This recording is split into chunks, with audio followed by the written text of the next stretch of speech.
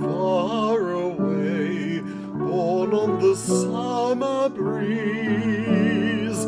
What is the sound that comes this way, echoing through the trees? Children's voices that shout for joy, starting the cry anew. Each little girl and each little boy answers the cry of coo. Hark to the sound of coo, of coo, of coo, calling for me and you, for me and you. Whether through darkest storm we go, or under skies of blue, nothing shall sever, I will be ever true to my coo.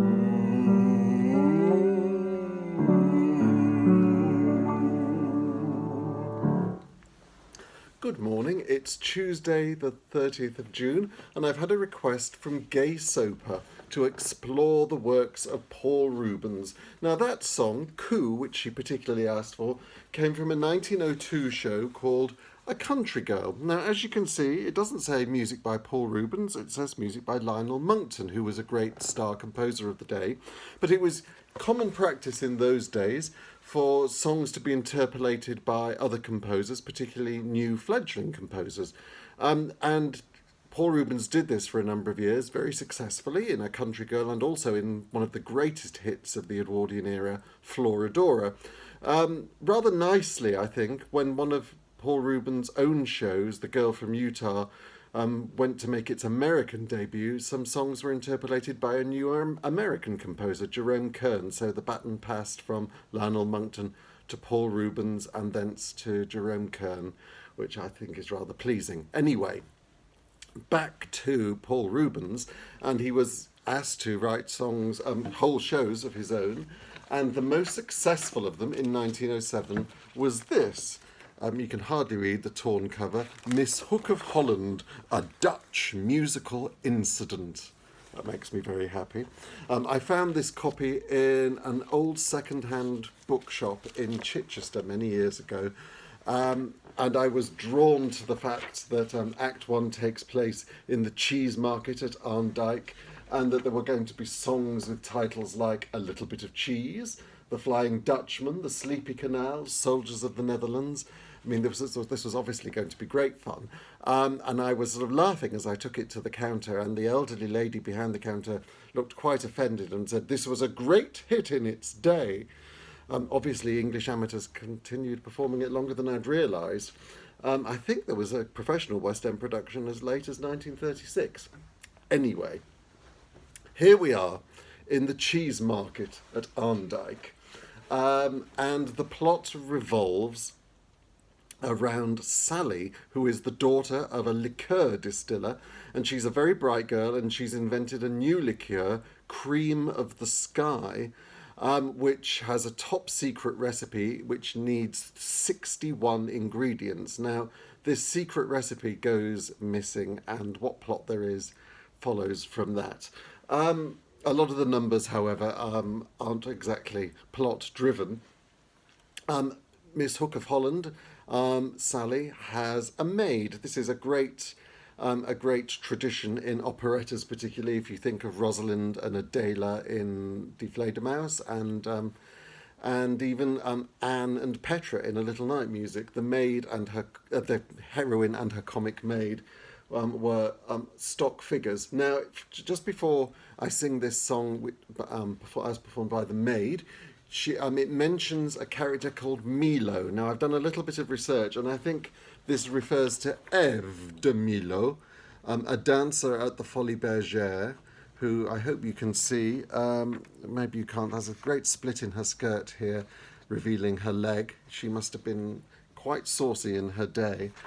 She's referred to, I believe, in this song.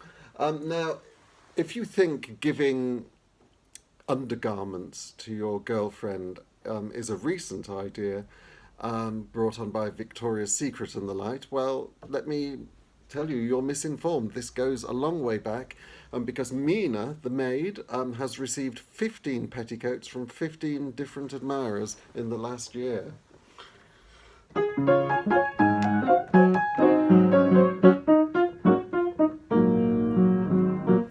I've been spoilt such a lot. It's my fault, no, I'm sure that it's not. It's that men won't leave me alone, worry me like a bone. All day presents I get, as if I hadn't got enough yet. Why, there's one more come with a note. It's a new petticoat. Oh, law, dearie, oh, law, what on earth shall I do if I get any more? I've a little pink petty from Peter, and a little blue petty from John, and I've one green and yellow from some other fellow, and one that I haven't got on. I've one made of lovely red flannel that came from an Amsterdam store, but the point that I'm at is that underneath that, well, I haven't got on any more. What do English girls do? For I hear that they wear very few when they do gymnastics and such. Then sometimes they wear none. That didn't rhyme. I'm going to do that again. What do English girls do? For I hear that they wear very few when they do gymnastics and run. Then they sometimes wear none. I should not have the face. England must be a curious place. Would that Milo make money too if she wore what I do?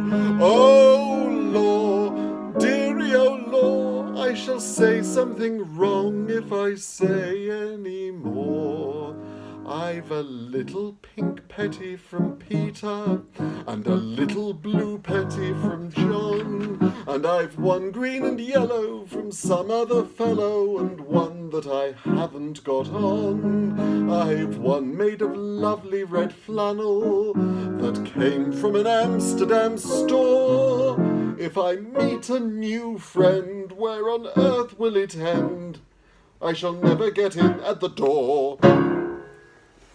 That's Mina the maid. It's time we met her mistress, our heroine, Miss Hook of Holland herself, Sally. Now, you need to imagine a little woodblock obligato in the orchestra. If you have a woodblock to hand, please feel free to join in.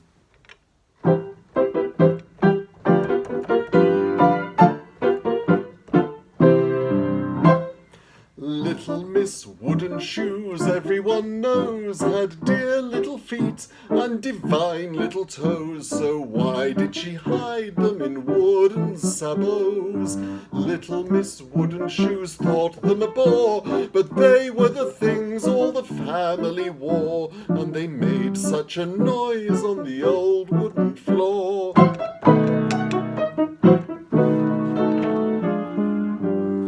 Little Miss Wooden Shoes, go where she choose. All the neighbourhood were knowing which direction she was going by the clatter, clatter, clatter of her little wooden shoes. Little Miss Wooden Shoes married at last. When her friends heard the news, why, they all stood aghast. She had been so retiring and shy in the past. Husband and wife were contented always. They were happy on even the dullest of days.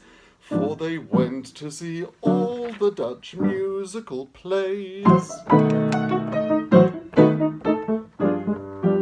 Little Miss Wooden Shoes had her own views. She would realise, oh Himmel, he's been nibbling at the Kimmel by the clatter, clatter, clatter of his wobbly wooden shoes.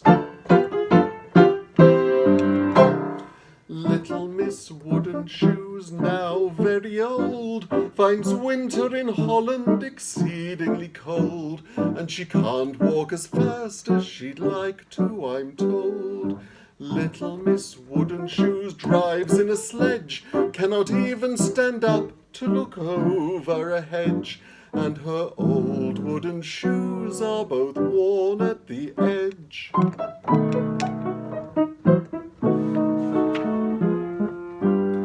Little Miss Wooden Shoes, sabots can't use, for her knees are not much worth, and she'd give anything on earth to hear the clatter, clatter, clatter of her little wooden shoes.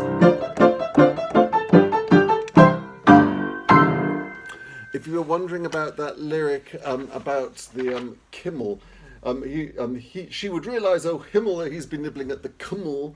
Well, Himmel is obviously a German word, heaven, and Kummel, I believe, is caraway seeds, but more particularly I find out it was a liqueur which was apparently very popular in British golf clubs, a little stiffener before going out on the links. I know you needed to know that.